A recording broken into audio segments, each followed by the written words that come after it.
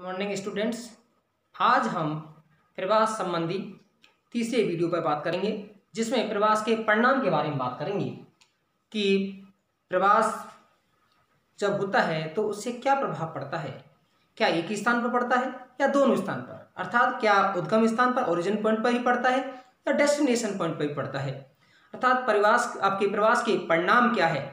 देखिए, पहली चीज हमने बताया होगा, प्रवास क्षेत्र में असमान अवसरों के वितरण के कारण होता है।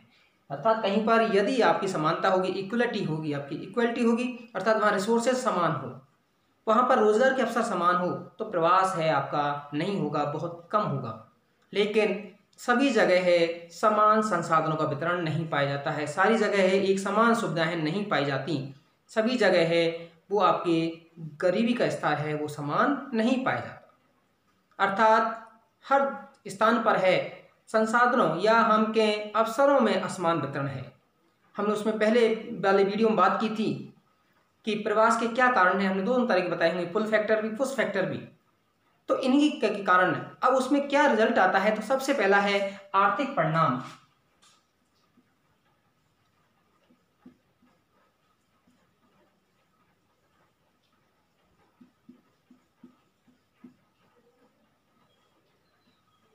आर्थिक परिणाम, अब जैसे मान लीजिए ये आपका ओरिजिन पॉइंट है, ये आपका डेस्टिनेशन पॉइंट है। आर्थिक परिणाम क्या होगा, यहां से लोगों का प्रवास इस स्थान पर हुआ ए से बी की ओर। आपने देखा होगा कि भारत से बहुत सारे जो लोग हैं विदेशों में काम करते हैं, चाहे वो गल्फ कंट्री में बात करते हैं, चाहे वो आपके किसी विकसित देश में हो।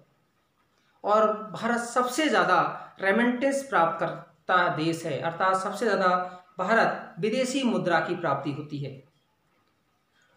मान लीजिए यहाँ पर रोजगार के लिए गए, अगर यहाँ से रोजगार के बाद इनको जो आर्थिक लाभ हुआ उसको कहाँ पहुँचाएंगे, आपका अपने नेटिव प्लेस पर। और जब यहाँ नेटिव प्लेस पर पहुँचाएंगे तो बताइएगा यहाँ निर्माण कार्य अधिक होंगे कम होंगे, अर्थात निर्माण कार्य अधिक होंगे।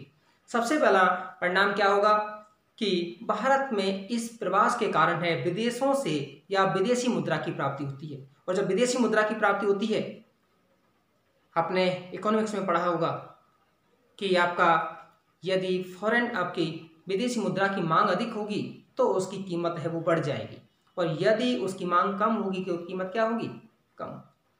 यदि वो विदेशी मुद्रा है आपकी इंडिया में आएगी और जिससे कि भारतीय रुपए का मांग है वो आपकी क्या होगी, अधिक होगी, तो अर्थात भारत के रुपए की मूल्य भी क्या होगी, बढ़ जाएगी। दूसरा बताया कि नेटिव प्लेस पर है विकास कार्य अधिक होते हैं। जैसे उत्तराखंड में आप देखेंगे यहाँ पर 46% लोग हैं आपके प्रवासित हैं।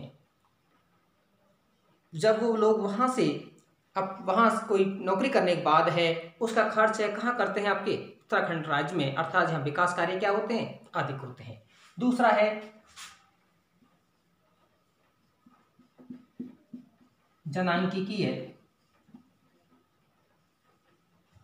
परिणाम। अब जनांकिकी परिणाम कैसे हैं, मान लीजिए इस स्थान पर पहले 100 लोग थे और 100 में से 50 मेल थे और 50 फीमेल थे।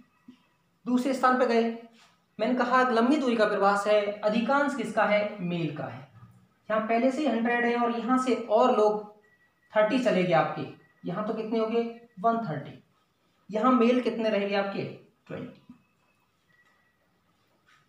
एक चीज और है, प्रवास अधिकांश है कार्यशील जनसंख्या का, युवा जनसंख्या का होता है, अर्थात इसके कारण है हमारा लिंग असमानता भी क्या होती है, बढ़ जाती है। दूसरा है जब यहाँ से जनसंख्या का प्रवास इस स्थान पर होता है तो यहाँ पर जनसंख्या दबाव अर्थात जनघनत्व भी क्या होता है, बढ़ जाता है। आपने देखा होगा भारत में बहुत सारे लोग हैं ग्रामीण क्षेत्रों से कहाँ जाते हैं, नगरीय क्षेत्रों में, जिससे आयु लिंग संरचना है वो असंतुलित हो जाती है। दूसरी चीज है जो दक्ष लोग हैं वो कहाँ चले जाते हैं, शहरों की ओर। नेक्स्ट है आपका सामाजिक परिणाम।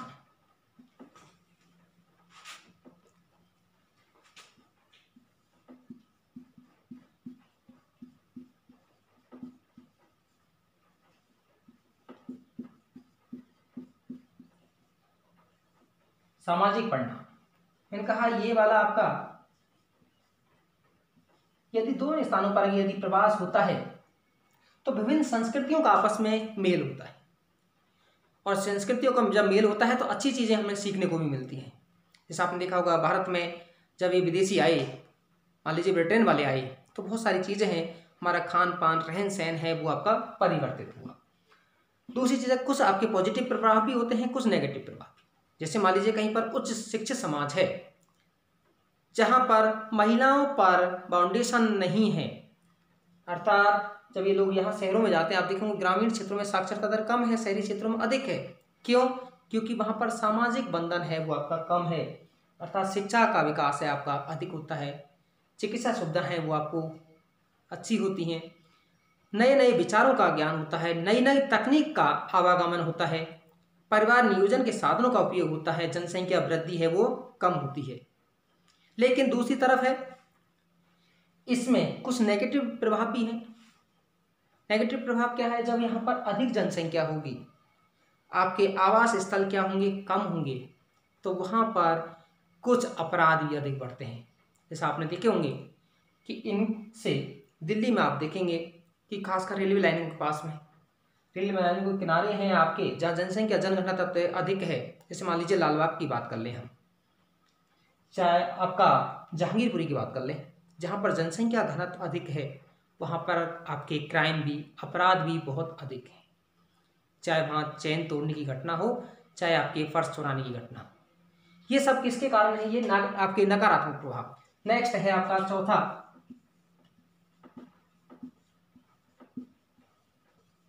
पर्यावरणीय परिणाम।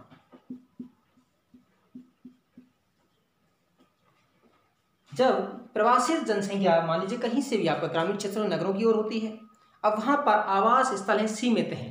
जब सीमित होंगे और इनके लिए आवास हैं वो कैसे होंगे? अपर्याप्त होंगे, अर्थात अवैध बस्तियों का,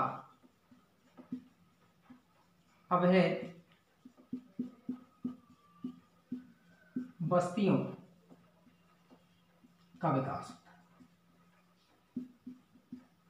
स्लम्स एरिया का विकास होता है। आप देखे होंगे रेलवे लाइन के किनारे, चाहे आप दिल्ली देख लीजिए, चाहे मुरादाबाद देखिए, चाहे जयपुर देखिए, किसी भी आपका स्टेशन के किनारे वाले भाग पर है अवैध बस्ती हैं, झुग्गी बस्ती, कच्ची बस्ती हैं वो पाई जाती हैं, जिनके लिए पेयजल की भी समस्या होती है। दूसरी चीज़ है जब जनसंख्या वहाँ अधिक होगी तो आपका पेयजल की समस्या होगी, जो घरेलू अपशिष्ट है वो आपका उसका निपटारा आपका या निपटान है ठीक ढंग से नहीं होगा। जब निपटान नहीं होगा तो पर्यावरणीय समस्या भी क्या होगी? आपकी अधिक होगी, अर्थात पर्यावरण प्रदूषण है वो आपका अधिक बढ़ता है। जैसे आपने देखा होगा दिल्ली में करनाल बाईपास के पास में कचरे का ढेर है, एक पहाड़ी के रूप में है आपका बन गया है। और नेक्स्ट है अन्य परिणाम।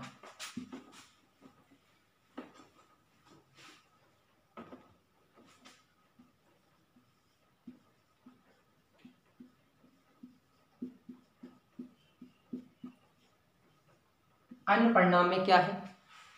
अन्य परिणाम में जैसे आपने देखा होगा कि भाई अधिकांश का प्रवास, मैंने कहा मेल का रोजगार के लिए अधिक होता है, फीमेल का भी होता है, लेकिन दोनों में बात करेंगे।